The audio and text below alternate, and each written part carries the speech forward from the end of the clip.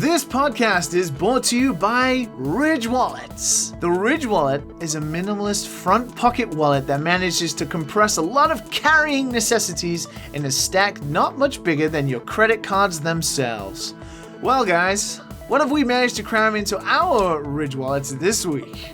I'm going back to Japan, so I was shuffling through everything. I'm going to be bringing the Passmo. Nice. Just in case, I'm bringing my Maid Cafe visit 5 times, get 1 free discount card. Nice. And then you'd have enough room left to fit in all those maids' phone numbers when you leave. I don't think they let you do that. Matt, what have you crammed into your Ridge Wallet this week? Well, the first thing I always put in my Ridge Wallet is my license and registration. Do I need to explain myself? If you'd like to support the podcast, then please follow the links and check him out. Ridge is offering 10% off your first order with free worldwide shipping. George Rowe shitting.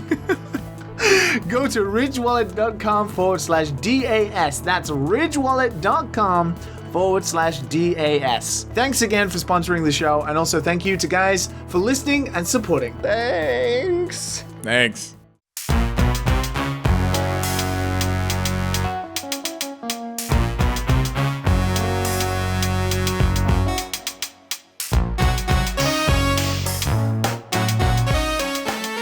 Hello and welcome to the one and only Dad and Sons podcast, where we pride ourselves on our top quality, fine European imported nothingness. My name's George Weedman, and I am accompanied by my 2 lovely co-hosts, Matt Visual and Liam Edwards. I'm dead inside. Welcome to the show, Dead Inside. I'm Dad. Thank you. I'm also confused. What is the fine European? I mean, we have me, and then we have 2 Americans. You are the finest European. Imported nothingness. I'm nothingness. So, basically, in that introduction, I'm nothingness, and you 2 are okay. Well, I mean, but you're fine. I mean, that's the usual. That's the usual, right? I mean, it was like a backhanded compliment. You're a fine European of nothingness. But You should have gotten that big ghost out of that machine, Liam. Should have gotten that big ghost. what? I wish I knew what you were referring to. What on Twitter? The ghost thing. Oh shit! Yeah, that ruined my day. Wow! You posted that, Liam. It was your video, and you forgot. I was I'm surprised. not the one sleepy here. I am this. I was surprised because it was like the first thing you've ever liked of mine on Twitter, Matt. Oh my God. I was like, oh shit. I sometimes check up on my boys. Sometimes, when I'm sitting there on lonely nights, I just kind of, what's George and Liam doing? Speaking of lonely, Matt, we had YouTube comments of people saying we want a California meetup with Matt Visual. Seriously? Yeah. I'll be down for that. Are you sure you're okay to grace yourself with the peasantry? Whatever. They're gonna meet me. They're gonna be like, "Oh, you're just like a regular dude." Yeah, I am just. This is all edited, guys. I'm as dead inside as you guys are. Hi, Dead Inside. I'm George. Oh, when you meet George, you're gonna like, oh. Hi, George. I'm Dad. Nice to meet you, as Dead Inside as the rest of you. So, hello and welcome to the podcast, I guess. 3 regular dudes. No, Liam makes games, so he's different. He's on a different level. And I'm puts hard splitting winters. I'm kind of crazy. Yeah, George makes historic. George finally snapped and just made his magnum opus. Were you about to say George makes historic accomplishments that will be remembered forever? Yeah. I was watching that and I was like, okay. Okay, George. That's it? Okay? That is the first video. The first video where I'm just like, oh my God, what is going on here? It's doing really well. It's at like 75K right now, and it's been out for like 2 days. That's like, I move away from California and leave him alone for 1 minute. He goes insane. He goes insane and makes a video about Soul Calibur's history. And not On a gaming channel. If people don't know what we're referring to, we don't mean that George made a video about the history of Soul Calibur, like as in he didn't make a video about the history of the series Soul Calibur. That would be too easy. He made a video about the historical accuracies of Soul Calibur's Of story. which there is way too much to talk about. But it's finally out. I cannot feel bad about being a YouTuber hermit anymore now that this is out of the way. And Yes, you gave the people what they wanted. and I can hope. Okay. I can hope. I have a feeling that Someone out there had the same brainwave as you. I'm surprised that there aren't more videos like that. Actually, there's a really cool one on Talum that I genuinely enjoyed. Apparently, her like Tonfa fighting style isn't really a Filipino thing, but Filipinos did have like kind of a flail type martial arts that had a lot of spinny type distraction hand movements. I can hear Matt's head shaking from here. If I had earrings, you would hear the ringing. In Talum's storyline, they mention how like influences from the West are creeping into her islands when like they were colonized by the Spanish for 30 years at that point. The only reason they're called the Philippines is because of King Philip. I did not know that. That was actually intriguing. Oh, no, we're not doing this, George. Yeah, No, okay. no, we none can, of that we was. can move on. We can move on. Yeah. Did you enjoy making it, George? Hell, it kind of depended on the week. That's all that matters. That was even an answer. I love how like you could just hear like all of our trains of thoughts kind of derailing at once. Oh my god. So, video my games. God. Yeah, we're 6 minutes in. Oh, The 7-minute catchphrase. I actually have played video games and watched animus this week. I got George, stuff. you played a lot of video games. Yeah. I finished a video 2 days ago, so I've been binging video games for the past 2 days. So I got 2 days worth of actually playing video games to talk about. You guys want to hear about Hitman? Do you want to hear about Warframe? Or do you want to hear about anime? Oh, well, I think me and Liam both agree on, that last bit there. The latter. Chinese cartoons? Excuse me? I mean, I would agree on it, but I know what anime he's talking about. Which anime is he talking about? Wait, actually, I'm looking. I didn't see the first one. I looked straight past the first one and looked at more egregious comments that would come towards me if we spoke more about Castlevania. So let's not touch that. Let's not talk about Castlevania. Yeah, okay. You guys want to hear my update on Castlevania? Let's put Castlevania to bed like Dracula got put to bed. Well, I'm still not all the way through. Well... Which is like, yeah, I know, right? It's a big surprise. Why do we even bother? I got through two more episodes. You said it as like a bedtime story last night. You I said you were going to watch This it is as like- you fall asleep. Well, I'm sorry. I'm a Game Boy. I like video games. I have less of an interest in other mediums of pop culture than I do video game. I barely listen to music. I barely watch movies or anime or TV shows, but I do play a lot of video games. Fuck me, right? Okay, Game Boy, tell us about the gay skeleton who sells books. Oh, okay. So yeah, if we're not going to talk about Castlevania Netflix, we might as well talk about Skeleton Bookseller Honda-san.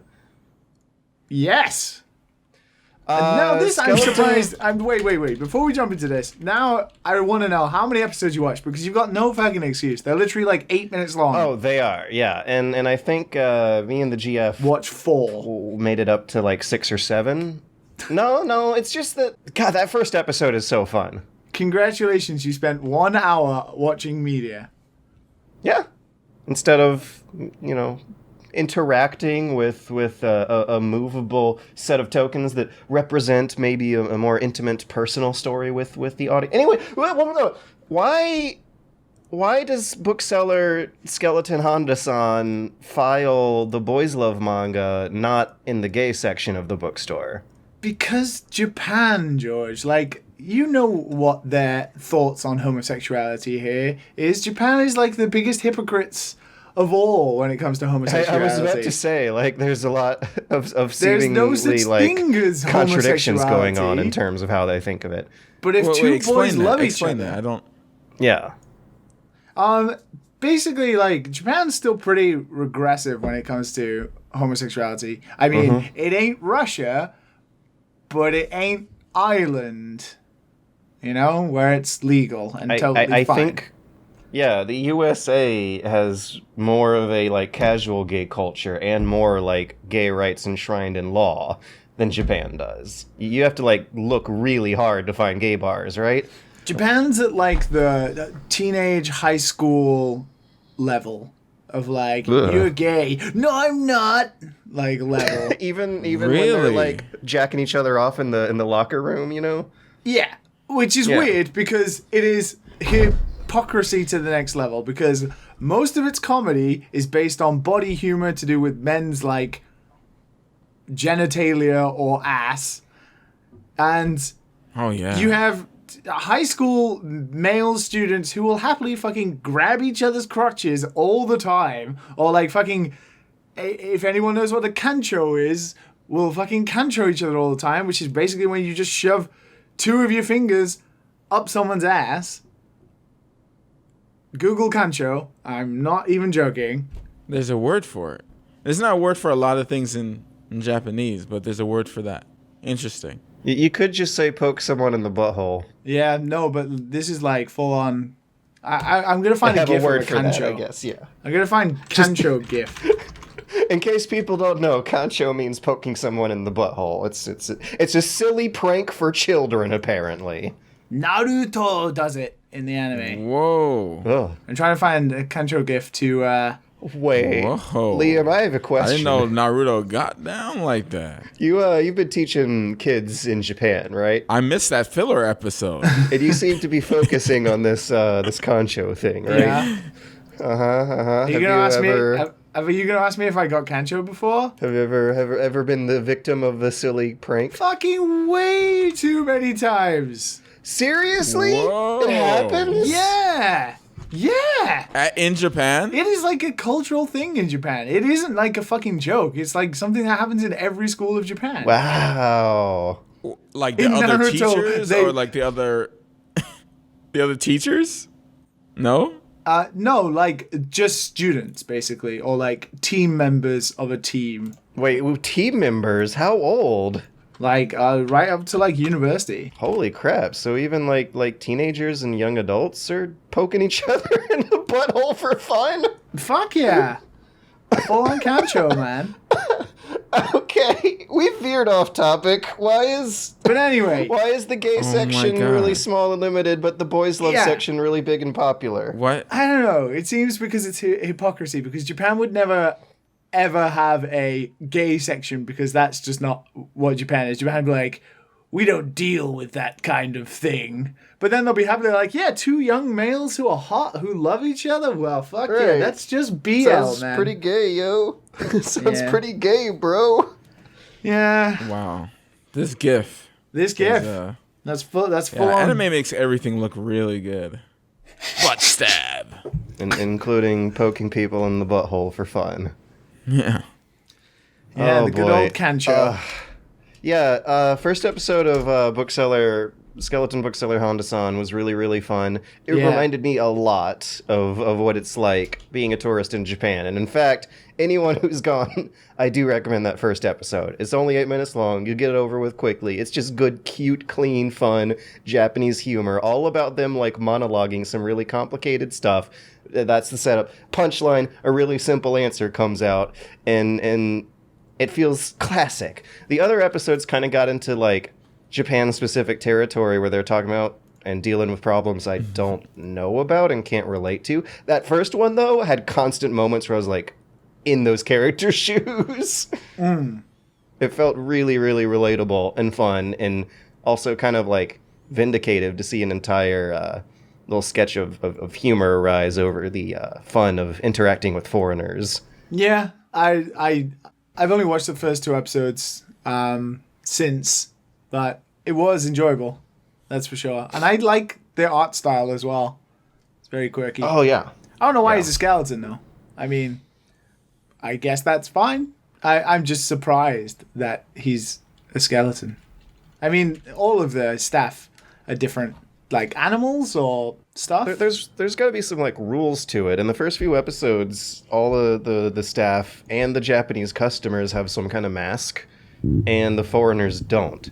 But then later on, he goes to that like stupid job training seminar, and it's like when his fellow Japanese people are like miserable and bored, they have their faces on, but when they're working or like otherwise living their day-to-day lives, they have masks. I'd like to know the rules behind the mask thing, you know? I imagine when they're working, it's meant to and they're sort of focused. It's just meant to simulate Japanese people just fucking gambare, getting through their day as quietly as possible. Maybe like putting on the different hat for their work role. Maybe. It's good though. I recommend it. Yeah. I think you'd enjoy it. I genuinely enjoyed 1 to 3, and it was only then that it started to peter out, but it was still good for what it was. Just felt like at that point it was no longer for Bakugaijins. Yeah, it seems up my alley. Yeah. Do you remember the picture of the Beyonce black woman? Yeah. It's from that. Yeah. Okay. Yeah, I'll definitely want to check that out to see. I mean, it's 8 minutes. Like, it's not that serious. I mean, if George can watch it. Right. I'm a Game Boy. All right, Game Boy, what have you been playing then? What do we want to hear about first? Hitman 2 or Warframe? I'm interested in playing Warframe. Yeah. All right. So yeah, this might actually be something we might get into together. Warframe just got ported over to the Switch. Together. And we all have Switches. And Warframe is a fun video game, and we like fun video games. Warframe is like a never-ending free-to-play content drip grinder version of Vanquish, which sounds kind of amazing, like a pithy way of describing it, and I guess it is. Yeah, but at the same time, it also sounds kind of neat, because it's I can appreciate a free-to-play game that's just fun to play, and this is one of those. There aren't that many, and I always have a respect for that business model. They that do it right. They've updated Warframe so much over the years, and made so many a different game. So many changes to the point where it's on every platform now. And a couple years ago, I played it on the PS4 for a couple days, enjoyed myself, but felt like I would have enjoyed it more on a mouse and keyboard. For those who don't know, Warframe has you... Wait, what? Whoa. Roll back. Roll back. Yeah. A Vanquish type game that you would prefer to play with keyboard and mouse. Well, I'd prefer to play Vanquish with keyboard and mouse. What? Vanquish with keyboard and mouse feels great. The deagle is like a really fun weapon because headshots suddenly become way easier. So you're like constantly flipping into slow motion to one-shot headshot people a lot. That was my favorite. That was one of my favorite games the year it came out, just because Vanquish is so fun with keyboard and mouse. Intriguing. And it's interesting how the dynamics of that change too, because the bullet time moments so much with a gamepad are like there to help you fine-tune your aim, and on PC, the game just becomes like way easier overall in general because you don't need the bullet time so much, but you end up doing a lot more cool shit during the bullet time because at that point with mouse and keyboard you have like super laser robot turret aim for like 2 glorious seconds at a time. Anyways, Warframe is multiplayer, so you're not like slowing down time or anything, but you are flipping all over the place, doing some cool-ass air dodge jumps, matrix wall runs, shooting bad guys that look like 80s version of the Borg from Star Trek that have big foamy costumes that they have to pick their legs up real high not to trip over. The game's aesthetics are I wish they were a little more like tongue-in-cheek and humorous than they are, because I feel like there is a great sense of gratuitous like 80s action sci-fi humor going on to Warframe's aesthetics. The thing that has always appealed to me about Warframe is just basically looking at everyone's character. Like, they are the most over-the-top fucking space ninjas that look amazing. and the villains are just like Muppet. Like the main bad guy who's called Captain Vor. Well, the main bad guy. Captain Vor. Don't know how that's true, but the first big bad guy you're introduced to, he literally looks like a Jim Henson Muppet. Like every time he talks, his neck is whipping back and forth to the left and right. Like it looks like there is someone's arm stuffed underneath this guy's face because there's muscle movements that look like they would be really tiring if not. It's adorable. God damn, that game's interface needs work though. Matt, you played it for a bit, right? Yeah, I've only like dipped my toe in. How do you I mean, same. little paddle? Like it's fun. Like I like what it, because I played it during the beta and it was nothing like it is now. You know, like the community changed that game. It's like Destiny now. It reminded me of Path of Exile, where like in the beginning, Path of Exile was like a very slow game, and then it turned into this like fast, ridiculous, janky mess by the end of it. It was just fun. And so did like Warframe, where like the glitch of people like wall jumping and not wall jumping, but like using the space bar, like the dash, to constantly create movement, and they like just added it to the game. There's skill-based movement. I was playing with some friends last night, and I was like trying to sprint through levels, and they were just zooming right past me. I was like, how are you guys going so fast? The answer was to just never press the sprint button, completely ignore it, and do some sick-ass like combo with crouching and jumping at the right sliding. minute. Yeah, there's like there's active gameplay to it. It feels like a really fast-paced, tight action game, and not many free-to-play games do. They feel like they're numbers-driven RPGs. And it's the closest thing to wall bouncing that I've ever come to. Wall bouncing. Love me some wall bouncing. Yeah, in Gears of War. Oh yeah. Yeah, that was a community thing that became a thing as well. And the other thing to know about Warframe is that missions are like 5 to 8 minutes. They're extremely short, Really? which I think is one of the like things that dropped me off. Yeah, it's one of the things that actually I think kind of dropped me off of the PS4 version. But now that it's on the Switch, you know what short mission lengths do to games that get ported to the Switch. Yeah, this is sounding more and more appealing. Dude, Warframe... You know what? You're right. I think I need to download that. Has always been great, and I think playing like 5 to 8 minutes of Warframe before bed on the Switch and under the covers is gonna actually get me into it in a better way than before. Like, I was able to get into Stardew Valley because of the portability on the Switch, when that game did not appeal to me on a like immersive sit down in the chair, put on headphones type environment. Wait, baby, let me get into the mood. Exactly. You don't got to get in the mood. Well, it doesn't take as long to get in the mood with Switch ports. Yeah. Also, the Switch just has like all the good free-to-play stuff now. It's got Eat, Sleep, Fortnite, Repeat. It's got Warframe. It's got Paladins. That's true. Wow. You don't even have to pay money to have a good time with the Nintendo Switch, nor do you even have to pay for the online service to play these games online. I'm wondering if I'm going to be paying up for that stuff after Smash comes out. Those poor Splatoon. It's $20 a year.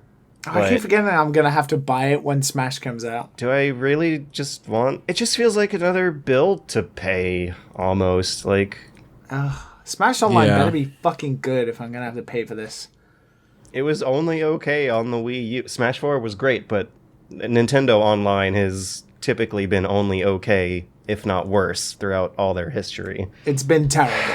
Splatoon was like the first okay example, I think. Friend codes, yay. 16-digit friend codes. Even though they still had friend codes, but at least it had a searchable matchmaking lobby that worked, which was a first. Hey, let me add you. Oh, what's your friend code? 64010. It's like a Cinco product. Wait a second, I forgot. Let me take out my 3DS. They pull out a phone book, start like telegraphing it over a wire in Morse code. Just a community crowd-funded 3DS friend code phone book. That would look so stupid. Friend codes in a little black book. I'm just gonna find George. Flip open the book. George. Go through every. That is George. the most nerdiest thing that you can have. Is a 3DS phone book. Like seriously, like you play it so much that you just have this long list. Oh no. No. That's when you've gone too far. Okay, we're all nerds here, but that's when you got too far. I remember seeing kids in Japan. Nintendo forced your hand. It's what you gotta do.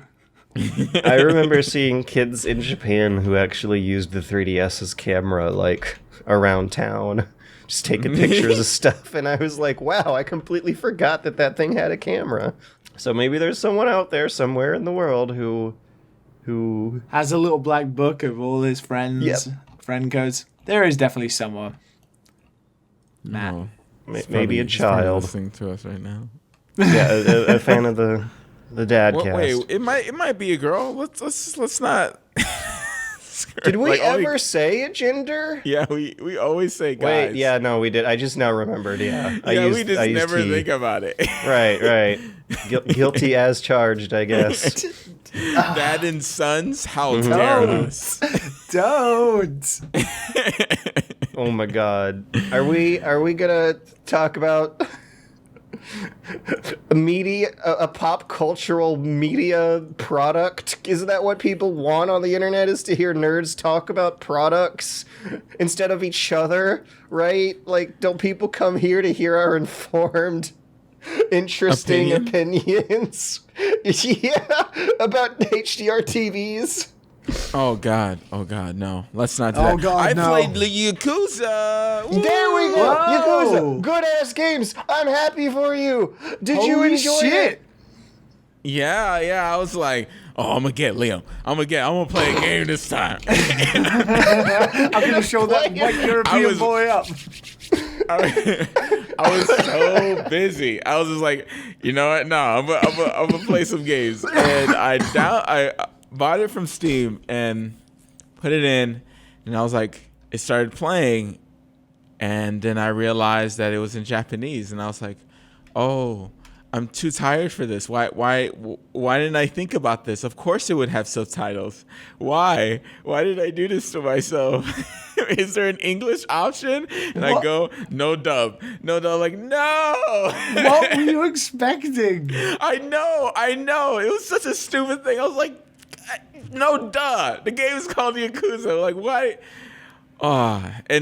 So I sat there. I was like, okay, I gotta stay awake and read this.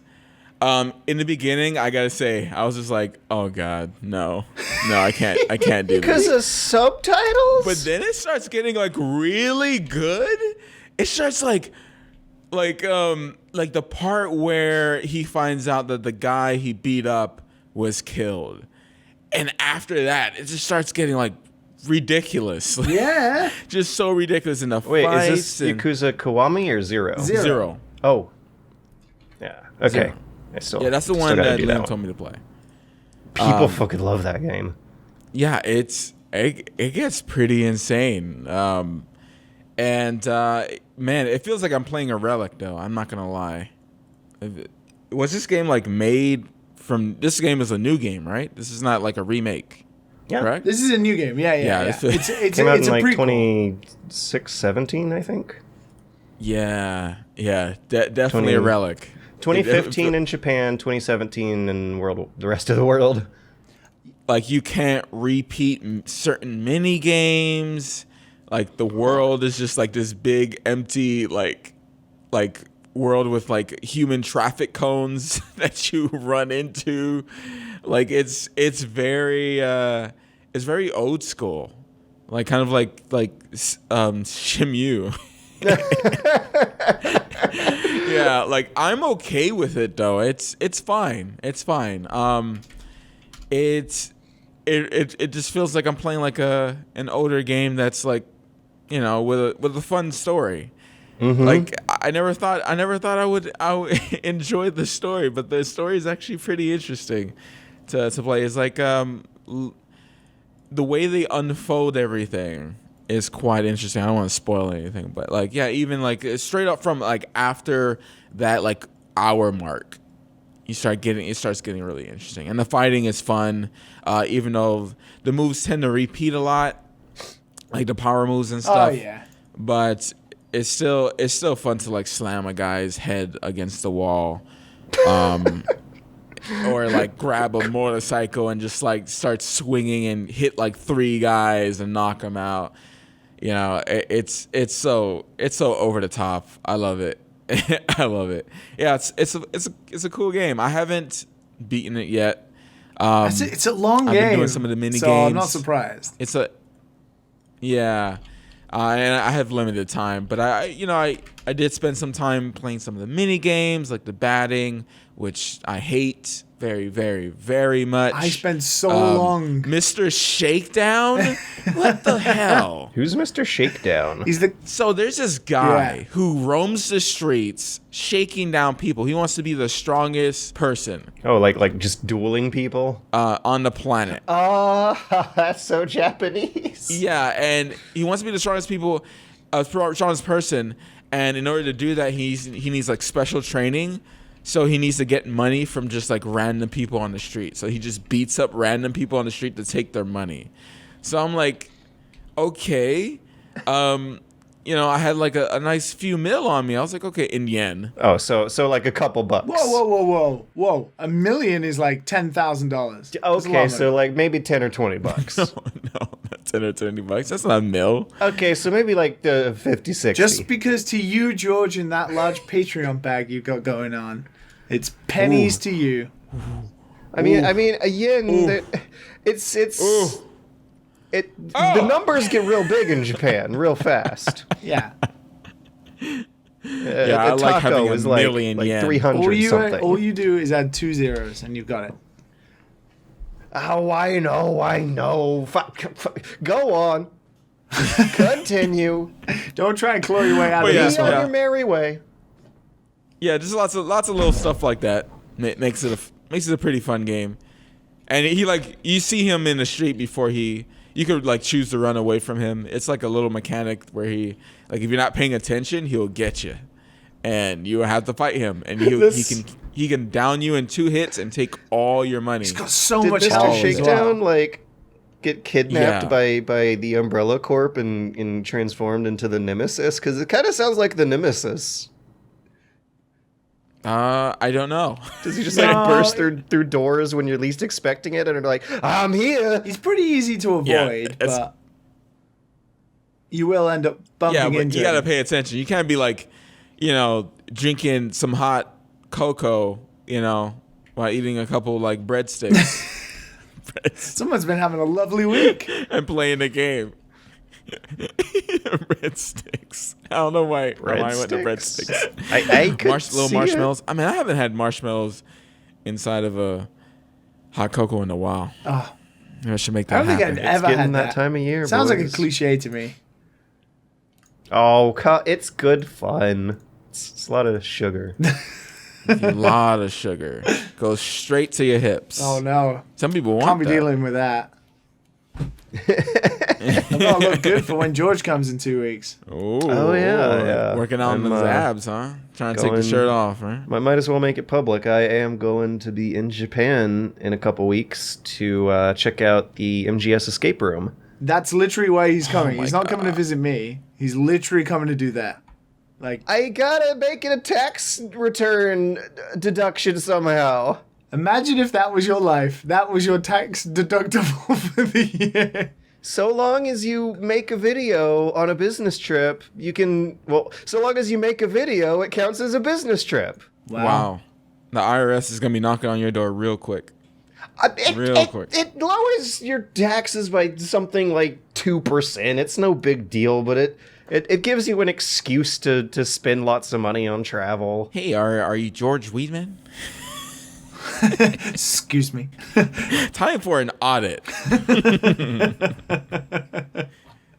Get on that table, boy. Some people already knew you were coming to Japan, so they've already requested I subject you to some stuff that you may have missed. Oh no, are you gonna give me a cancho? What? Oh. I didn't think of that. Now that's a plan. Oh, fuck. Oh, yeah. I give you the traditional Japanese welcome. No. Liam, But stab. I think that would be considered like fireable sexual harassment in the States.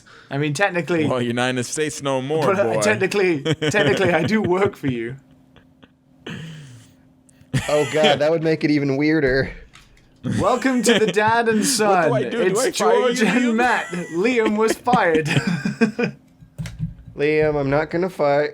Liam, please don't poke me in the butthole. Let's just leave it at that. Liam, please don't poke me in the butthole. No, he says, I won't fire you if you poke me in the butthole. That's what he's. No. That's what he's actually saying. I won't have to think about it. You know what, Liam? What video games are anime? Liam, The beauty Liam, is, he Matt, as wants we it. found out in the Liam, past 3 weeks, George's memory wants it, is not Liam. what it used to be. So by the time He wants it, time Liam. he arrives here, he will have forgotten all about this. You're talking about how I didn't know that Japan didn't do daylight savings time, so I was an hour late that 1 week. Is that what this is? Yeah, you were not. You were an hour late 1 week, but then you were late, or you didn't know what time we were recording consistently. Because the time changed. Because converting. Okay. Before daylight savings time, all I had to do to calculate Japan time in my head was add 2 hours and then switch the PM to the AM or vice versa. Now it's like a complicated formula that changes by the month. Because of It's daylight 1 savings time. hour It seriously change. screwed me up. An hour backwards or an hour forwards? No, you do the math. I've been trying, and it's hard to memorize, okay? America's not good at teaching children That's math. because you use that shitty metric America's system. not good at teaching children anything. Anything. At all. You gotta go to those schools where teachers actually care about their kids. Oh, those are the ones that the rich people pay for to get their kids. Exactly. Because the teachers are happy, and happy teachers make happy students who learn things. Oh, this is depressing. Let's move on. It's all too close to home. So Matt, Yeah. we were right about Yakuza then. Yes. Yes. It's a good game. It's good. I gotta beat it though. I gotta see if it stays good. See if I'm not wasting my time. You ain't. See if it's You ain't. The only Yakuza game that I've heard is a waste of time is the zombie one. That is a and waste I've of also time. heard that the medieval Japan one is not a waste of time, but a little blemished compared to the others. Medieval Japan one. Feudal Japan, whatever you guys call it. Historical Japan. like you could go into a disco bar and start dancing. It's true. Like that's It's the That's perfect cool. simulator. It's a complete simulation of the universe, like one of our dad did submissions later. I would have loved to see like a Yakuza with like a bigger budget. Like already, like playing this game, I'm like it would be cool to see like all these stores open instead of it just being invisible walls everywhere. It would be pretty cool. They got their Detective Eyes spinoff coming up. What's it called? Dog Eyes? Judge Eyes. Judge Eyes. Joji. Joji. That's my name in Japan. Joji. What? Okay. What? Joji Uedo, man. When I went to Okay. the I have no idea what's going on here. So that's how you pronounce my name in Japanese. I had it on a little name tag in my Japanese classes back when and it was Joji. when I had life and energy in me. Yeah. I think I'm gonna call you Joji now. Joji. Joji. In Sweden, I was Jorg. I do like that one. Yeah. Yorg. Yorg. Yorg. Yorg, what? Really? When I think of Jorg, I think of a Jorg. Viking warrior sailing a boat on his way to You are plunder. the opposite of that. No. Jorg. I know, and that's why I love it. You are definitely more of a Georgie than you are a Yorg. Oh, shut up. Come on, Liam, you played a video game this week, right? I played right? more of the same mediocre video game I was playing last week. Oh, wow. That's significantly more negative than last week. It's not. Explain. It's a follow. Oh, no. So you went to the polls. Is Pokemon Let's Go out a window? It's basically a follow-on from last week. The game is fine. It's fine. That's all it is, though. It's fine. What, it's too easy? It's actually it's. I don't know how to answer that question because yes and no. Because there's not like random encounters all the time. Like you can just skip Pokemon. So what I seem to notice with a lot of people who are catching Pokemon in this game, they were trying to get like shinies. Like this game is, for some reason, they've made it super easy to get shinies compared to old games, right? So everyone's like abusing the system, not abusing the system, but basically people are figuring out what the system is to catch shinies really easy in this game, and it's to do with like, you know, using lures a lot as well as having like getting the catch combo. So if you catch the same Pokemon over and over again, there's more chance of you catching a shiny version of that Pokemon. Huh? Oh, they really want you to collect. Yeah, so if you get like 20 to 30, you know, you got a higher chance of catching a shiny version of that Pokemon. And this can happen with 20 to 30. Well, that sounds Jesus. repetitive. well, Yes, it does. compared to like the 14,000 times you had to try like in the previous games to catch certain stuff. This is like if you spend like a good day's hard work, you'd catch the Pokemon you want, really. And you can see them. And all you have to do is throw a Pokeball. Well, that's the thing, is as well, because the catching mechanic in this is the same as Pokemon Go. The idea is that you would catch lots and lots of Pokemon, right? You would keep just bumping into Pokemon and then catching them because it's super easy to catch them if you're not using the shitty motion controls. But the idea is that you would keep catching them. But I don't like that at all. Like, once I've got one Pokemon and I know I'm not going to use it, say I catch like a Geodude, it's like, that's my Geodude. That's my dude. My dude. Yeah, that's my Geodude. I don't need another Geodude. Why do I need another Geodude? Like, I'm not going to use Geodude. I'm going to catch a Graveler later on, so I don't need to evolve him. Like, that's my Geodude. So, I only get experience for the Pokemon I catch. Whereas, when you catch Pokemon, it's the equivalent to, like, if you won a battle, so all your Pokemon in your party get experience points. So with the people who are like farming all of these catch combos, they're obviously their Pokemon are like leveling up super high before they even need to. Your team levels when you catch a new Pokemon? Yeah, you get shared experience across all your Pokemon, as well as when you battle. That's different. No, it's the same if you have the XP share in the older games. So... Well, it'd only be shared with the Pokemon that actually fight it. No. I thought. XP share gets shared across your party. In the older games. I'm pretty sure. Now you've confused me. Mm-hmm. XP share. I mean, I might just be remembering it wrong. XP share is a held item, isn't it? Yeah, it's a held item. I think in the last game they made XP share like just a thing. Yeah. So in the older games, it was like XP share was split into two halves, evenly distributed among Pokemon that participated in the battle, and the other half distributed among all party members. So I remember it the first way. Yeah. No, yeah, but you got more. No, all Pokemon in your party got experience. Just the ones who participated in battle got more experience. Not the older ones. The only the person who was holding the XP share. I think we're getting down like a hole of minutiae. We can go back to the bigger picture. So in this game, it acts very similar. Where in a battle, or if you catch a Pokemon, you get experience across your whole party. I'm not sure what the percentage stats are, but basically all of them get stats. So if you're catching lots and lots of Pokemon, you're just getting lots and lots and lots of experience. Like, it's like grinding. But because it's so easy to catch Pokemon and you're catching like hundreds of them, well, these people are, you're catching hundreds, you're just getting like super over-leveled immediately, very traditional Pokemon way. But because I'm basically just like, well, now I have one of this, I don't need another, I'm just then walking past all the others. So my Pokemon stay pretty evenly leveled. So like now I'm facing trainers who are like level 28, and my Pokemon are maybe level 30.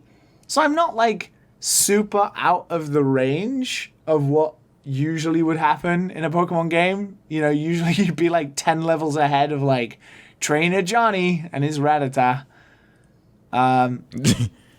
Yeah, no, it is still easy. It's a Pokemon game, but you know, it's not like overwhelmingly easy because I've been pretty much staying to the level of what the other trainers have been. I'll probably catch my team in shiny form. You should. I have not seen a shiny myself because obviously satisfying. I've not been doing the catch combo. But I kind of want to like try it. Like if I can find like a Scyther, I want a shiny Scyther. Ooh. But I reckon that'd be really hard because Scyther's notoriously difficult to fucking find. And And evolve him to good. Scizor. But the one thing I have noticed is because this game doesn't have random encounter battles, this game way fucking overcompensates with trainer battles. Like, everyone was kind of wondering, like, what they're going to do, like, how many battles are going to be in it, because obviously there are not too many trainer battles in the older Pokemon games. Like, you'd have, like, 3 or so on a route, maybe, and combine that with the random encounters. You'd have, like, a good 10 or so battles on a route. Like, this game's, like, overcompensating as fuck. There's, like, a trainer on every corner in this game. And, like, a lot of them you can just... They don't want you murdering the Pokemon in the grass anymore. Well, yeah, exactly, right? So you... Painting the streets with blood. But when you're just trying to, like... Pokeblood. When you're just trying to, like, walk along... I mean, there are some of them that do, like, rotations, so you can just, like, follow their pattern and then skip them entirely. But then it feels bad, because you're like, well, there are not that many chances to battle in this game because there's no random encounters. I better go battle that guy for items or like more Pokeballs or something. But yeah, it's definitely overcompensating. Like I just did the tunnel to Cerulean City. No, to Lavender Town. The Rock Tunnel. Is that the one that was full of Zubats? Well, they're all full of Zubats. But luckily you can walk past them this time. Rock Tunnel. Yeah, it was the Rock Tunnel. And it was to Lavender Town. The dun dun dun dun dun dun dun dun. The really creepy place with the ghost. Yeah, that one. And there was so Remember many that trainers. like creepy pasta about Lavender Town? Jesus. Yeah. Yeah, doesn't your rivals like Rattata die and he's like mourning his loss when you have a battle with him? Or Oh something. man, that's so creepy. There was a lot of creepypasta about Lavender Town. Like if you play the music backwards, a Gengar will come and eat it's your the devil. soul. There's a lot. But there's so many trainers in that tunnel. So many. Like at least 20. I think. Jesus. Jeez. There's a lot. Jesus. That's like a cave society. Like they got enough people to sustain themselves in there. There is a lot. And what is even weirder is What? Yeah, like a Neolithic cave person sort of town. People have been doing it for hundreds of thousands of years. So they could have like a way station set up out front, some like shelters and bed spaces inside, and then you get like people to hunter gather and then maybe like farm some yams just outside the cave and use the cave for shelter and like communal town sort of arrangements. It's I was figuring out how deep you were gonna go with that. I'm sorry. I'm a little disappointed that you didn't go as hard as I wanted you to go. that I was like thinking too hard about the implications of why 20 humans would be hanging around a cave together. what I don't understand about this cave as well is that you have to get what's called a secret technique, and your Pikachu or Eevee, depending on which game you have, they learn these secret techniques, which are basically like, cuts, flash, surf. So now you don't have to use them as TMs or HMs. I forget which one's the permanent one that ruins all your stats. HMs. Yeah, so you don't have to use them as HM. HMs anymore. So they have these techniques on top of the 4 moves that they already have. So you don't have to decide which ones to cut out. They just have these new abilities. And the secret technique that is like flash, I forget the name. It's like fucking light screen or something. I forget. But when you walk into the rock tunnel, it's like completely pitch black. And it's like, would you like to use this technique? And you're like, well, of course. I want to be able to see where I'm going. And then you're thinking, are these like 20 trainers just like standing in the dark this whole time until I came along with my magical Pikachu, which could like then light the cave up? And you think they'd be grateful that in a cave full of Gravelers, Onyxes, there's a lot of Onyxes in there, Crobats and Zubats and Diglets, that you'd be pretty happy that I came along and then like led you out of a cave with a light. What a bunch of assholes. I know, right? Jeez. Well, You find them stranded in the wilderness, lost in a cave. Yeah. You're Elon.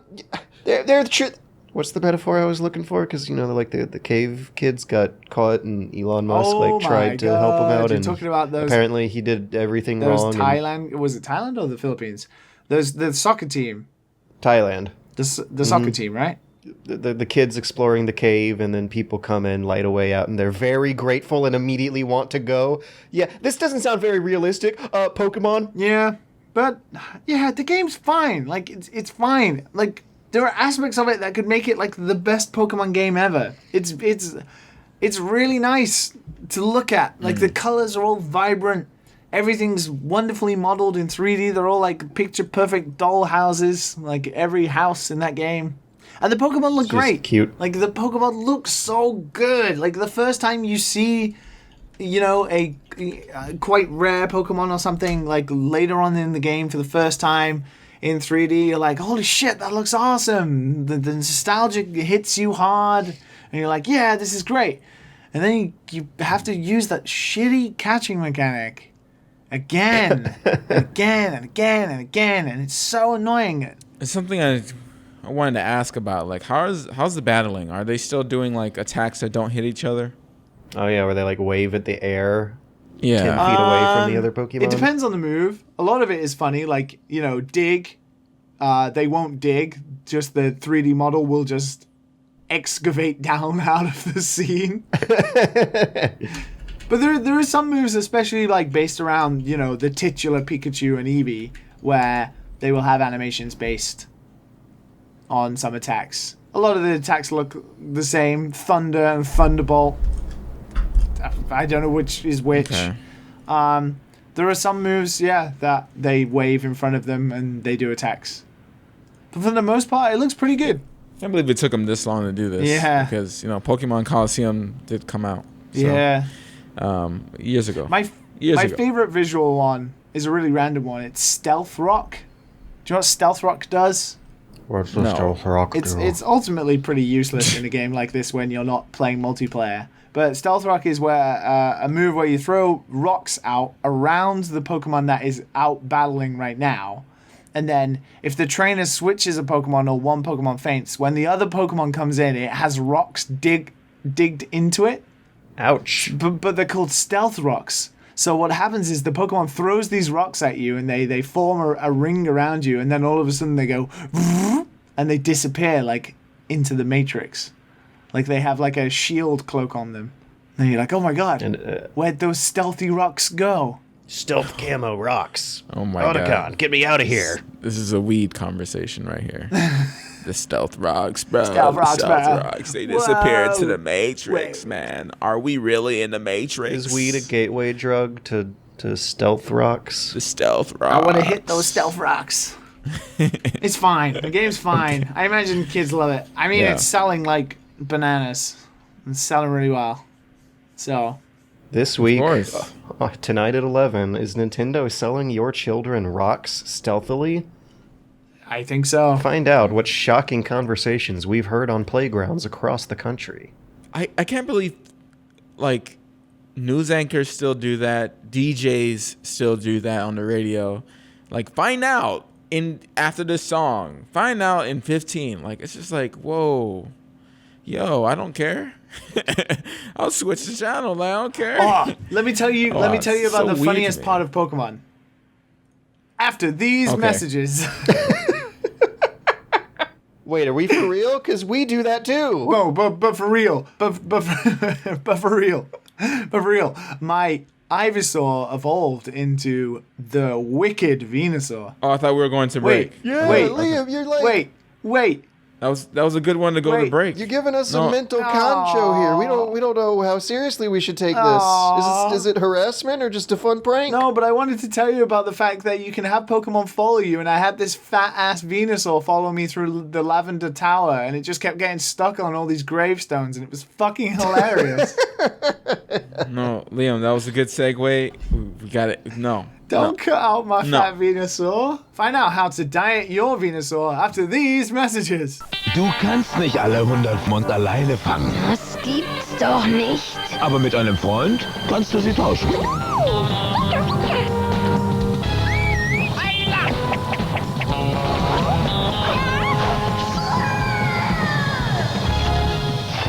Also, schnapp dir ein Linkkabel, einen Freund mit einem Gameboy und mit beiden Versionen kannst du sie alle fangen.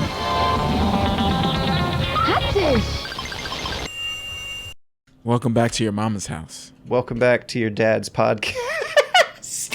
That he does in like the little unused room that the family doesn't know if it's an office or a playroom for the kids that may or may not currently exist. The dad room. His shed at the back of the garden that you have to walk down. He's just laughing to himself with his chums on the radio. Welcome back to Dad's side project. We got some news stories that are like follow-ups of previous suspicions and lampooning we've done before. God. I guess our lampooning of Fallout 76 is going to be concluding this week because that sure came out and sure did get reviewed. Ho, ho, ho. I have not seen it. Let's see that verdict there. Ooh. Ooh. You know how 55. Yeah, you know how usually games are rated on like a 7 to 10 scale, where like 7 is just like it's okay, it's bad, but it like works and it's polished. Anything below 7 has been like garbo usually throughout the years. Yeah. And I'm wondering either if that's changing or if Fallout 76 is really that garbo. Because it's sitting at a 55 right now on Metacritic. I was actually not expecting it to do as poorly as it ended up doing for like... Yeah, we were joking about the Metacritic being like 76. That's what I was expecting, That's the highest score on here. Wow. Like Gamersky gave it a 76 as well. What a reputable At least someone else company. thought of the joke. But, yeah, 5 from IGN, a 40 from GameSpot. Like usually like the big commercialized, McDonald's of game review sites that don't even go that low have gone that low with this one. Man, I'd hate to be seeing what was going on in the offices over there this week. I mean... Well, they're not getting paid. We all know that. I mean... Bonus. From no game bonuses like this year. No, they didn't get their 80 on Metacritic. That was the Bethesda contract with Obsidian for New Vegas. I mean, you probably laugh about that, but that probably is the case. They probably won't get a bonus. It's the sad truth. God. Yeah, the sad truth is that game's been discounted by almost $20 already. Ain't nobody getting no bonus this year. I'm gonna look up some prices. They had like a 33% discount. I mean, think? really, the way it looks, who really worked on it, though? You know? Okay, yeah, their Cyber Monday deal had it down to $35, and the game came out A week, if not less ago. Yep.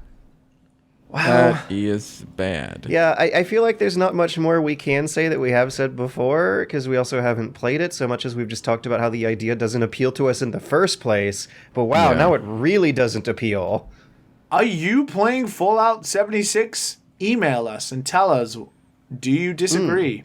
That would be intriguing. Yeah, actually, send us questions you'd want to like poke our brains at to know what it's like thinking on the outside versus the inside. I bet they're gonna say that I play with friends. Yeah. I guarantee you, I play with friends and we laugh. I just don't know how they can improve it because the system is built not to have NPCs, which seems to be like one of the, apart from like ignoring all of the technical hiccups that, you know, even though the game's always going to have it, they can get rid of most of the nagging, long-standing issues that will happen with that game. That kind of shit you can deal with. But like the biggest problem a lot of people complain about with it is it's just so empty. There's just no goal to the world whatsoever. Like, it's a good world, but there's nothing to it. There's no substance in it whatsoever. Like, take out one of the major aspects of the Fallout 3D series, which is questing for NPCs and interacting with them and using your special skill to either talk them out of doing stuff or trying to convince them to give you things and stuff like that. But they built this whole game without that system. Like, how do you fix that?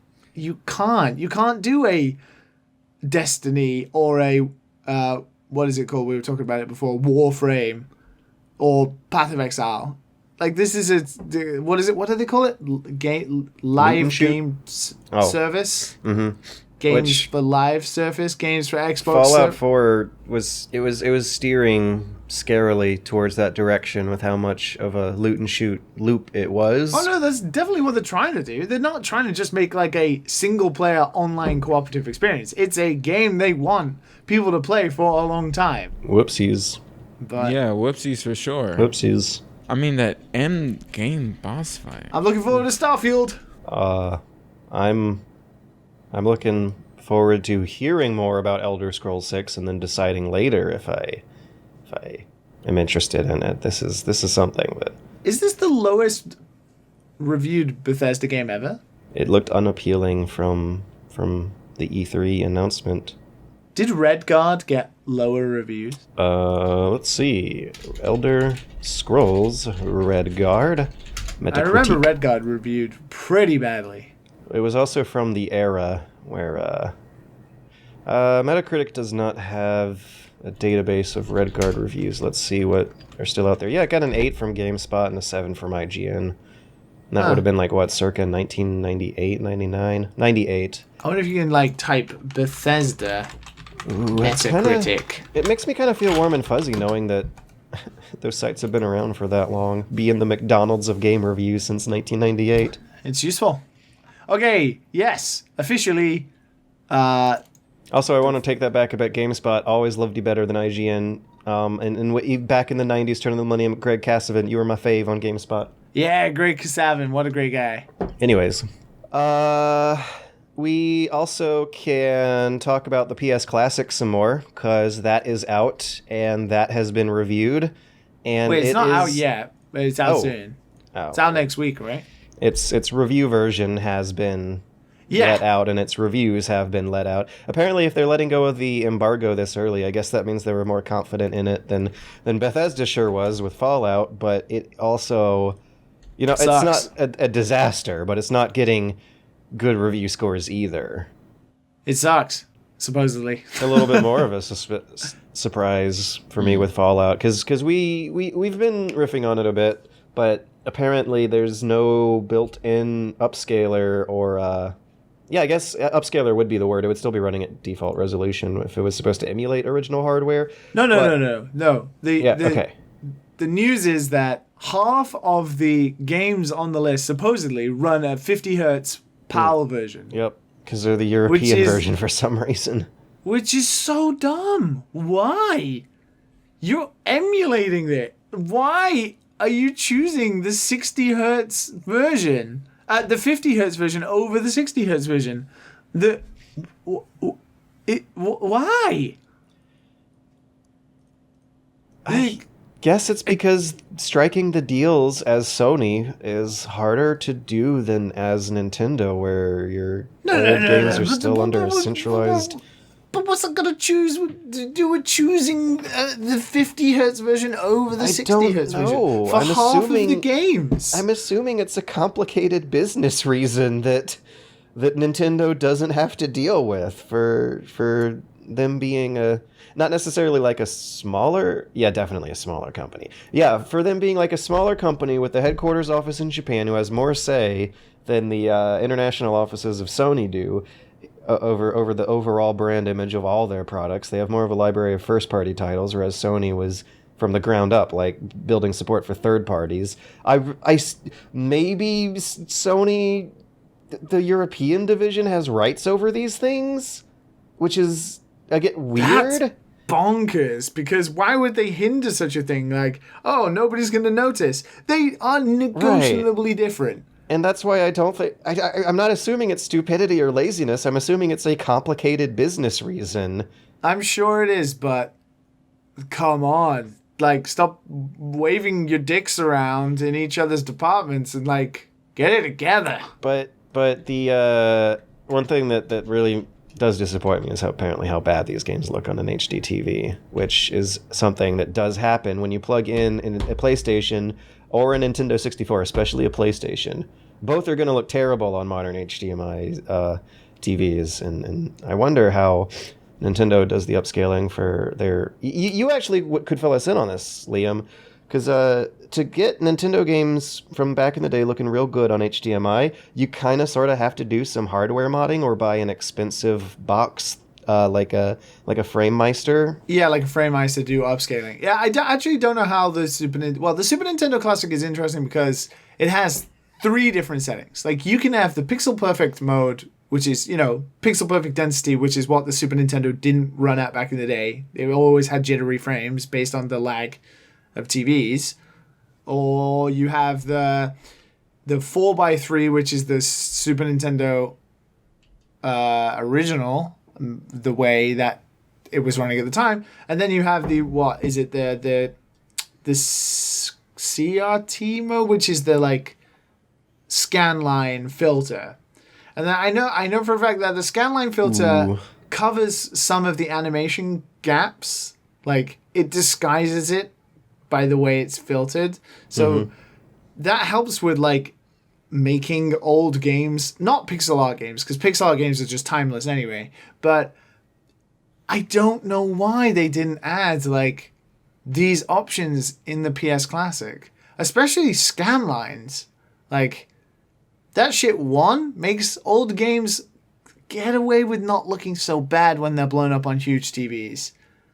And 2, a lot of people just like that anyway, but to not have that option is really weird. Or some extra little bit of processing hardware in there that could just, like, do a FXAA blur filter. I don't know. There's but it's not surely even that. some This solutions.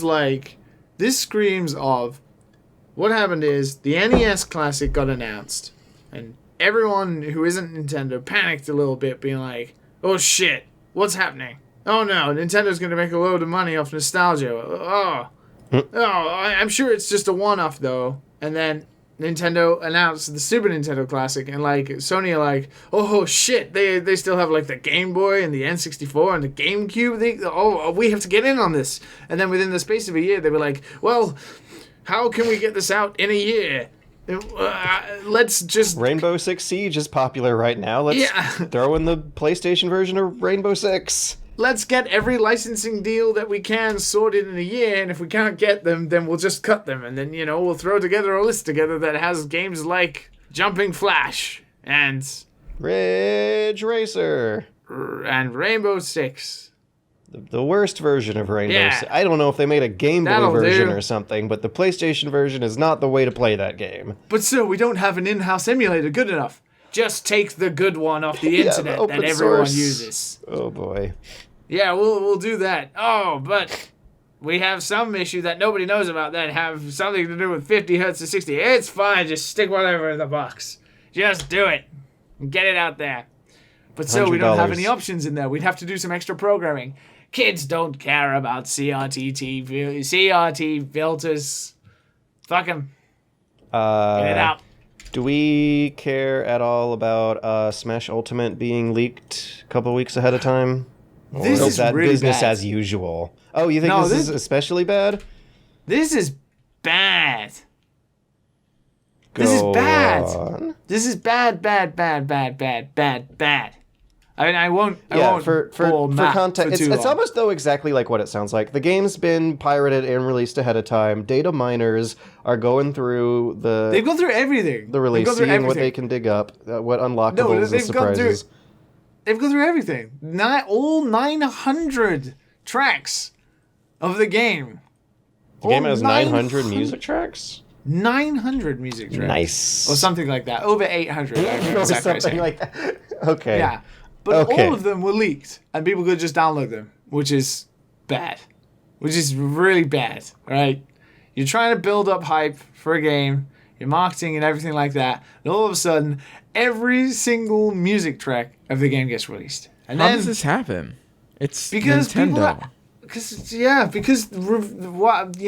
people who work at like distribution centers who have to package the discs and People send them out to who work retailers. with them. That shit's got to happen, a couple of weeks in advance because it's such a logistical nightmare for a game to release worldwide on the same day. So that shit gets out. This affects everything though. This affects like review copies going out in the future because security will be so tight.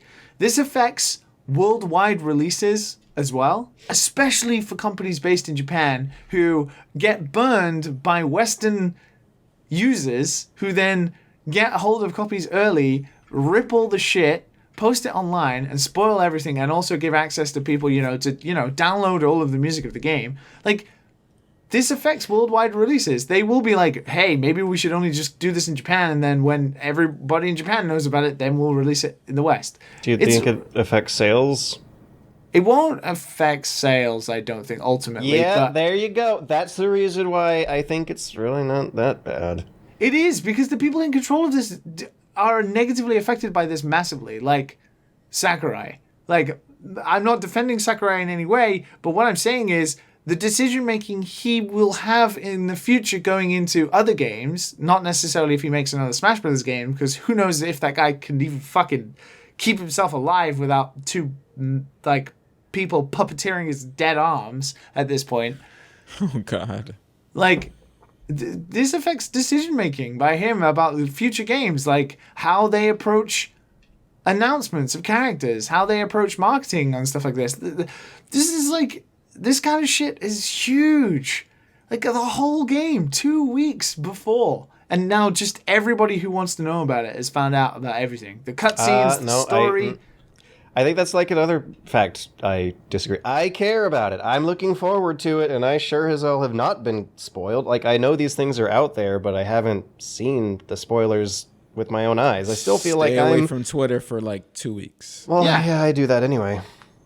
But that's the point. Like, if you're going to stay away, that's fine, right? But the point is that for a lot of people, like, who I've been so excited about this for so long, and now going to be within communities. Like, there are going to be people in Discord channels or people on Twitter groups and stuff that have been hyping up about Smash for the past 2 years, and then one person in that group, no doubt, will be fucking either spreading everything or talking about it or spoiling it. It doesn't make the game worse, though. No, but that's not the point. The point is that Is this that doesn't not the affect... point? No, because it doesn't just affect... It's not about spoilers. It affects things on multiple levels. I think that's the case because of a kind of preconception over the effects of... Yeah, because we're not talking just about spoilers. This isn't like fucking David Cage's next work of masterpiece where it's all about the story. Of course, it's a Smash Brothers game. But this affects, like, everything on top of people being spoiled about the game. This affects how Nintendo as a company will approach big releases in the future that will negatively affect people, one, trying to do their job, like games journalists who won't get hold of review copies early, which then means we won't see reviews until like a week after the game's already out, which is, for us kind of annoying sometimes. Yeah, like who wants to see Octopath Traveler's review after like a month? No one wants to go through that. You would have bought that game and played it, and you would have been very disappointed. And games like this are huge. Like Smash has so many fucking things in it that it's gonna take people. Sounds a while like the to get solution through. to that problem is to wait a week before buying new games. Oh my God.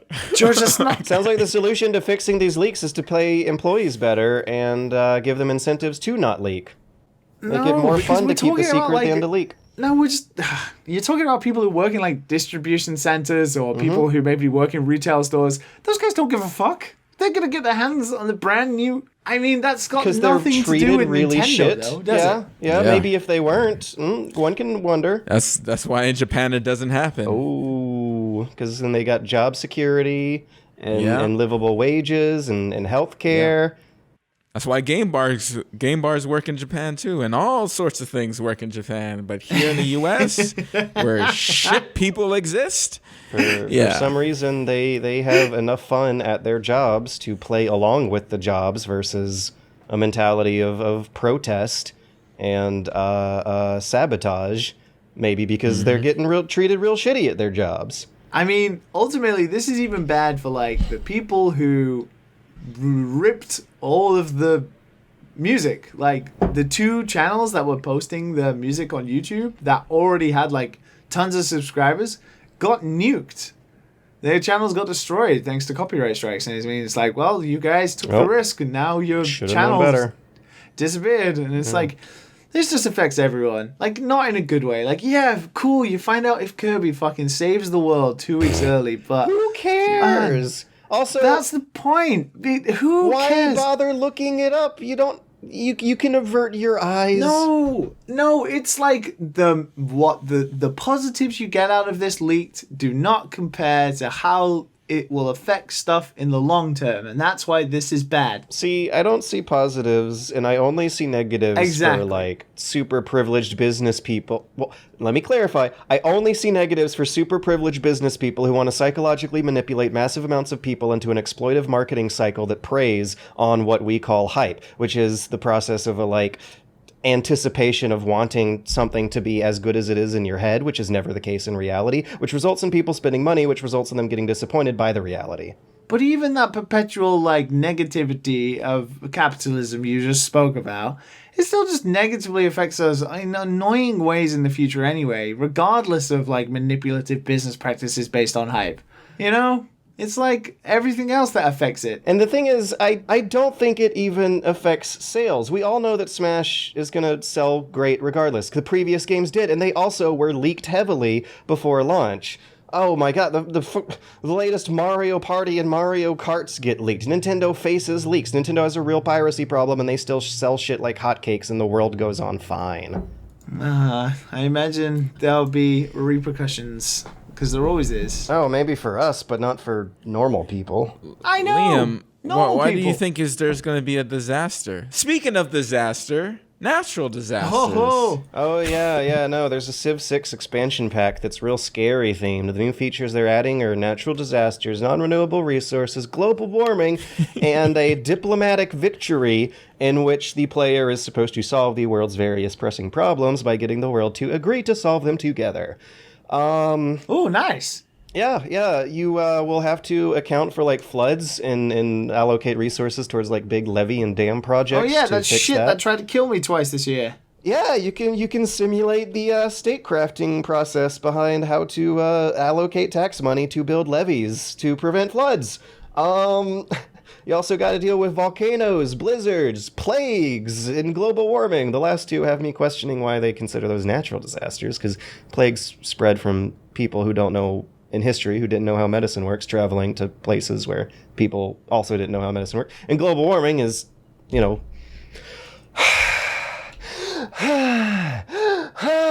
It is a scientifically accepted consensus that global warming has been caused by human consumption of fossil fuels. So I don't know, that's a natural disaster too. Also, remember how in the old Civ games the science victory was building a spaceship to Alpha Centauri? And in Civ 6, it's building a spaceship to Mars. Like, the optimism for humanity's future is getting to famously low levels with this installment. And all I can do is laugh. No,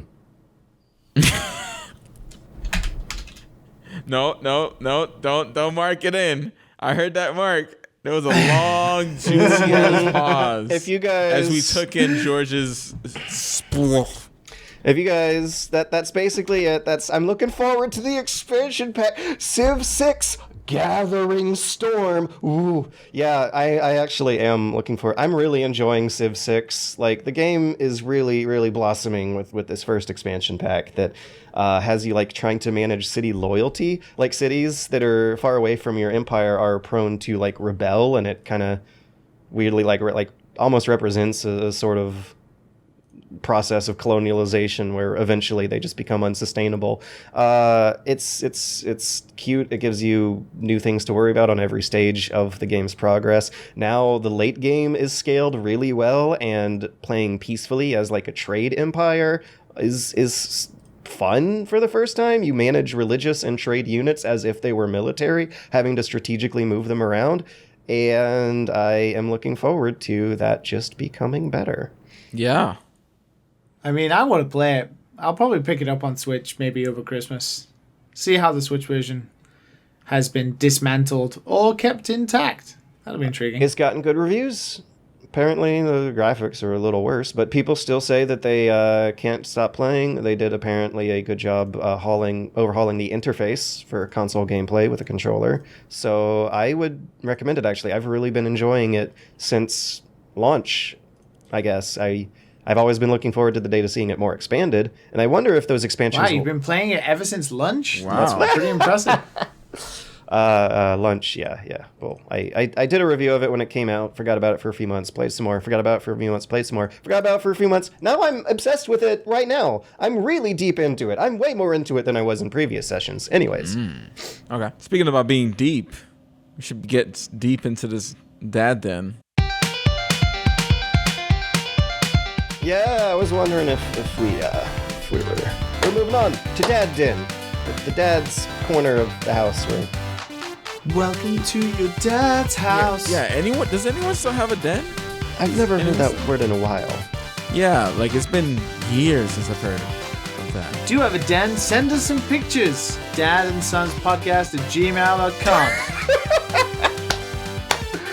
If you have a Dad Den submission, which is a pitch for a fantasy or speculative, or maybe even a game idea you are interested in, send us it. Send us your game pitches for games that you would love to hear us speculate about. Send us a brief, hopefully like 3 to 4 paragraphs, no more, submission that includes their name, their art style, their gameplay, their main mechanics, their thematics, if that is the case, and more importantly than all of the above is what you think this game's projected money and time budget would be.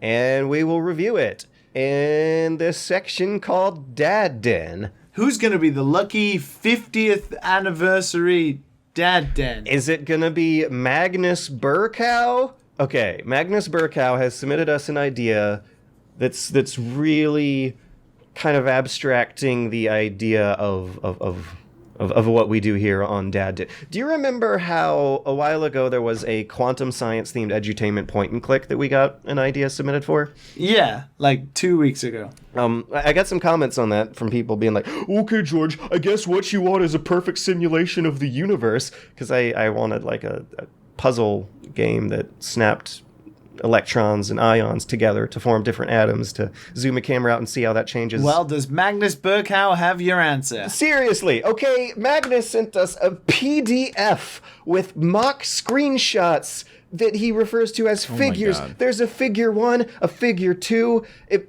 It's a PDF. That both of those things make it way more legit than usual. All right, are you guys ready for this? Because this, oh God, I don't know what I've done. I've like split the podcasting atom with this thing. Are you guys ready? I mean, let's fucking try. I need some coffee for this one. Get ready. All right. Well, if you'd like to know a little bit more about how coffee is made, then maybe this molecular building simulator might help teach the kids. Anyways, this game, quote-unquote game, this piece of entertaining software would be called Mr. Kimmy, Mr. Kimmy, Molecular Structures and Interactions in Chemistry. Name is very open for change. This is a program/game, with game actually in quotation marks here, for use mainly as an educational tool in high school and college to educate people as to what molecules, big and small, look like, how they interact with each other, and how they can be manipulated in VR. Oh, there we go. Yep. Now we know how this got in. I have a feeling that Magnus might actually be a chemist here, because I don't know like half the shit they're presenting. A challenge to anyone who wants to study chemistry and biochemistry is to understand how molecules look and interact in 3D space. Often building sets are used to do exactly that. So, you know, like in your textbooks as a kid, you would see like geometric jack shapes snapping together. Apparently they make like toy kits like that. I call them toy, but they're like considered very serious pieces of scientific equipment. But Magnus wants to make a virtual version. Often the building sets do not become usable for larger molecules, say biochemical macromolecules, DNA, lipids, proteins, and carbohydrates. It becomes impossible to use small toy-sized building sets like those. Therefore, a solution to this would be a VR program that lets you interact with molecules of all kind, making new molecules and modifying existing ones. Even better would be rudimentary reaction mechanisms for different kind of chemistry reactions that can be implemented in the VR space. And as a side note on my thoughts, I feel like that's where the thought arises of a puzzle game from this situation. Like, have you guys heard of Space Chem? Yeah, by Zach Gage, right? Chemistry-themed puzzle games are a genre that's out there. That guy is so smart. Anyway.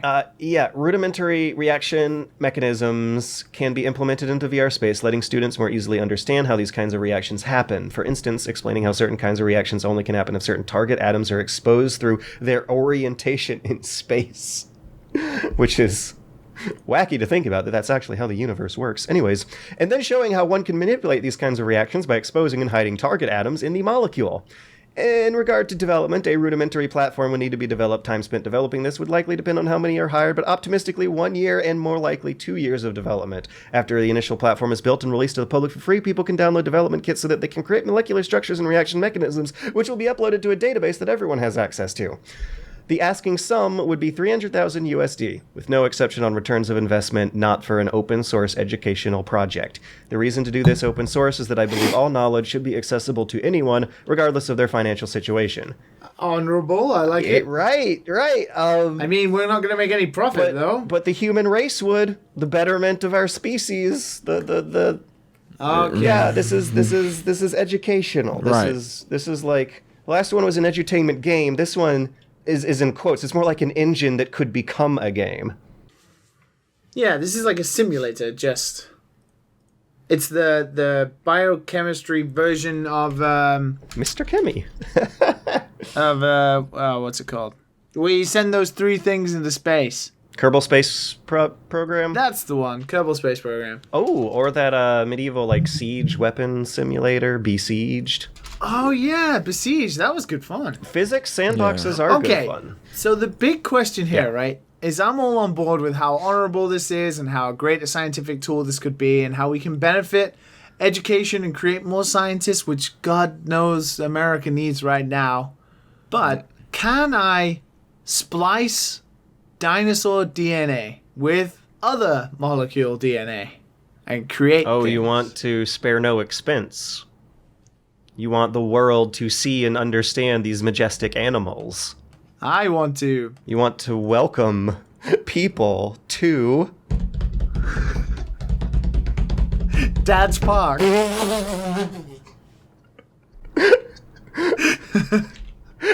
That's so much less impressive of a name. Well, it's just a bunch of like creatures where I took dinosaur DNA and like bits from other animals and furniture and put them together in this to make like a chicken chair raptor creature with like if we're taking molecules from furniture, what is it? Biochemical macromolecules from DNA and lipids and proteins and like changing them about. Can we see what we could simulate? Like, how much processing power do we need? I doubt you're gonna like be able to zoom in to like dinosaur DNA, click and drag a piece of a chair. You have to. Wait, no. Hey, you have to be able to zoom into the molecules. That's what the whole thing's about. Let me clarify. I doubt the engine's gonna be able to handle zooming out to see like, the animal. But at some point, Why? zooming and because then it would be a perfect simulation of the universe. No, it's fine. I know what we can do. We can solve it with like the Smash Brothers way. By leaking everything ahead of time. No, what we can do is we can take everything out, and then what we can do is we can like splice DNA together from different things, and then it comes up with a JPEG mock of what the game thinks it would look like. We just have a JPEG of a half cow, half Ferrari Testarossa.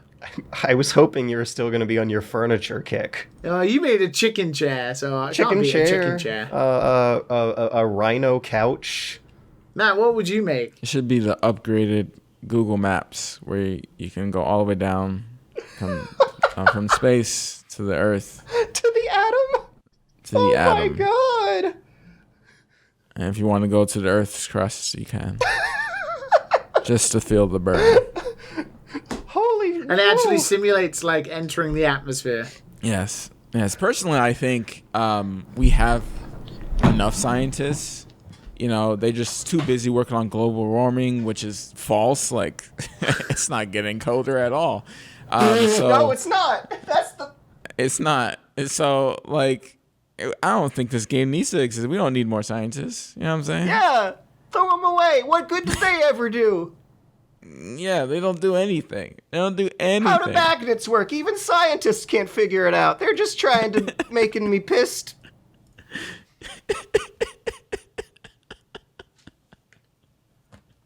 I think we're running out of potential Dad Den game submissions, because at this point, you guys have like heard that paradox of how like achieving photorealism in like molecular level simulation just means that you have to start thinking up new game ideas to put into this simulation of the world in the first place, and you've come full circle. I mean, immediately I wanted to splice dinosaur DNA, so I'm the wrong audience for this. But it's relatively cheap at $300,000. Right. And it could create more scientists who could make the Earth hotter, because we all know it ain't getting colder. And then we'd solve a lot of problems for the president. And then we could play Civ 6, there it is. The Coming Storm, or Gathering Storm, and pretend that people are solving them. Why is he still here? Sorry. You cut that out. Would you guys be really, really mad if I sprinted to the bathroom and right back to pee really quickly? You leave that in. As long as you leave that in. Okay. Okay. Hi, Liam. I'm just... Hi.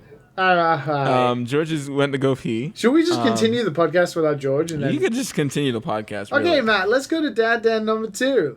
Okay.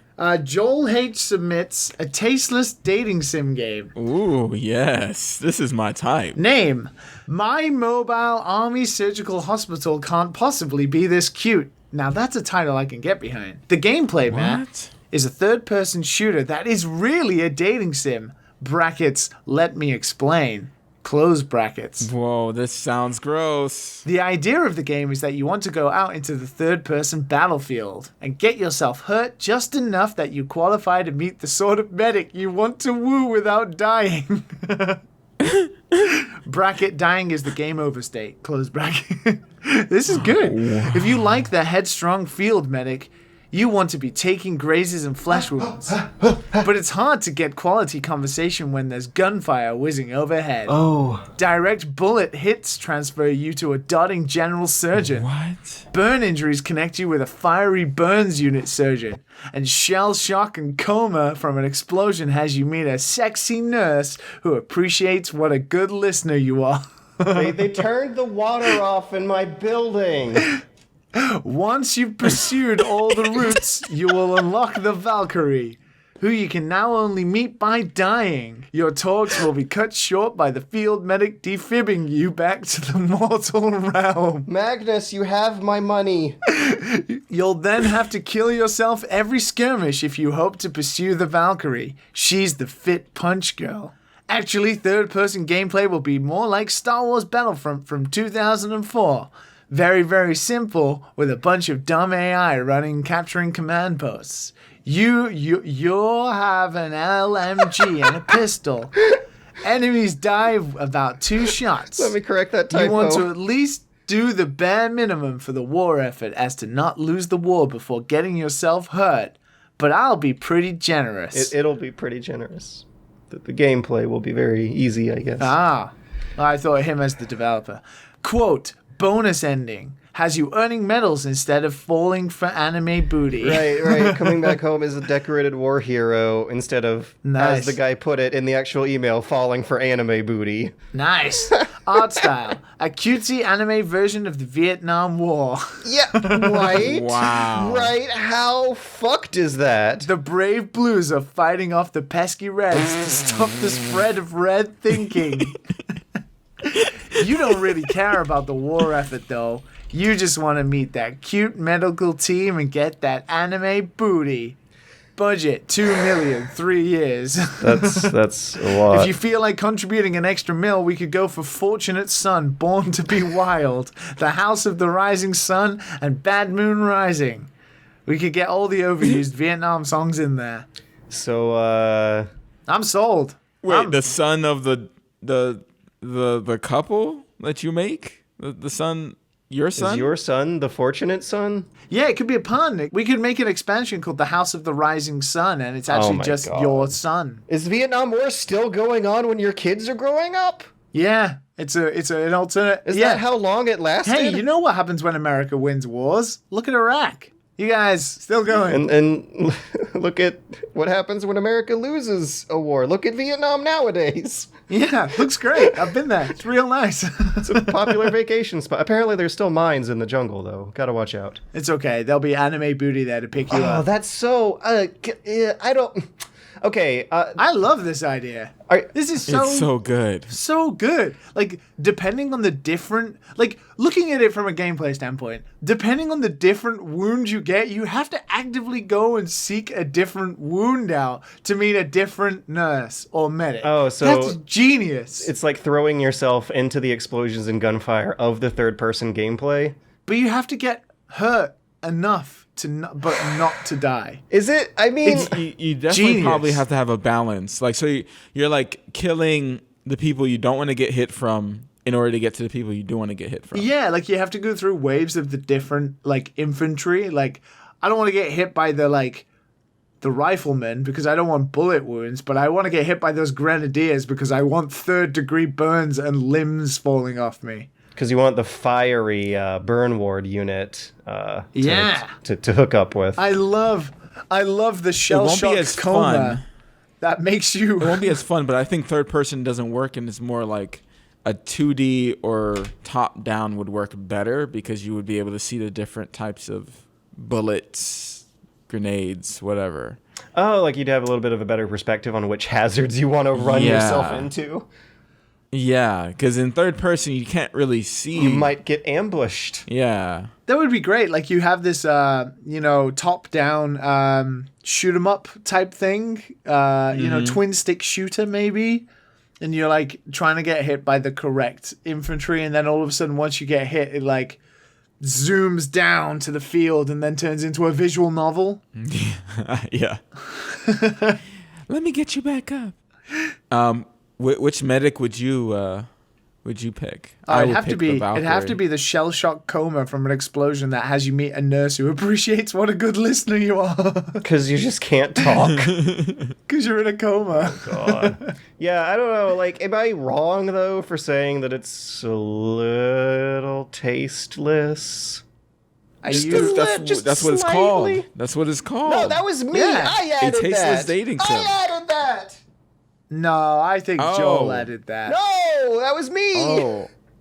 Oh, okay. I went into this knowing that it was a tasteless dating sim. Good. That means that I buttered you guys up to take it the way it seems to be intended.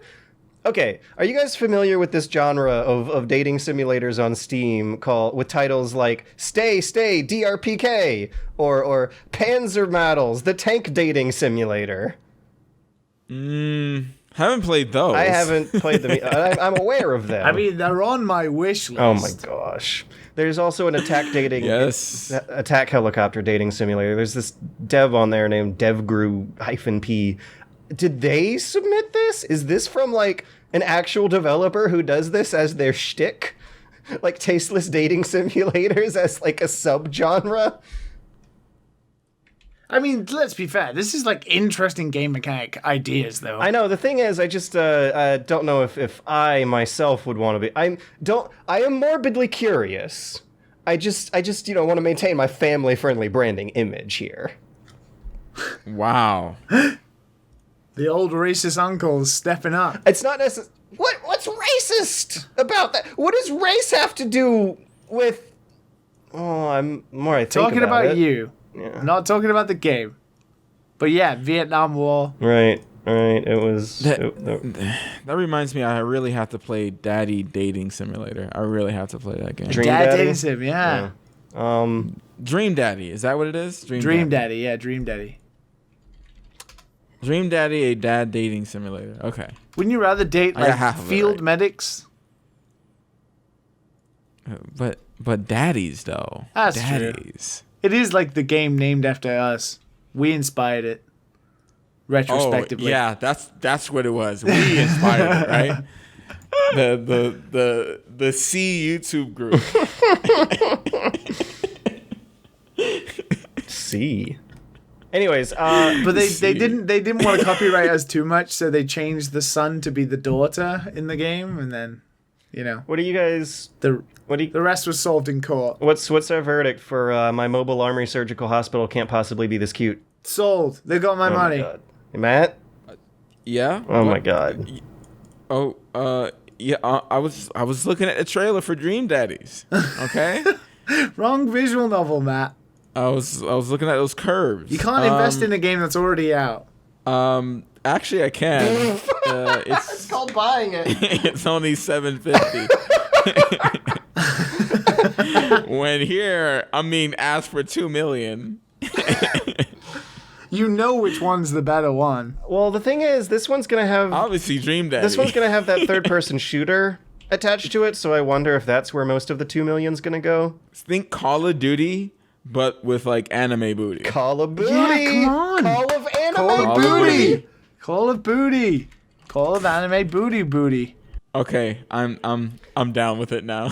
Yes. Thing is, this is, like I said, I'm morbidly curious. This is the kind of idea that I feel would be like a guilty pleasure fun to have out there in the world. Thing is, there's some like other publishers who I think might be more appropriate. How about Joel? How about you also try talking to Nutaku?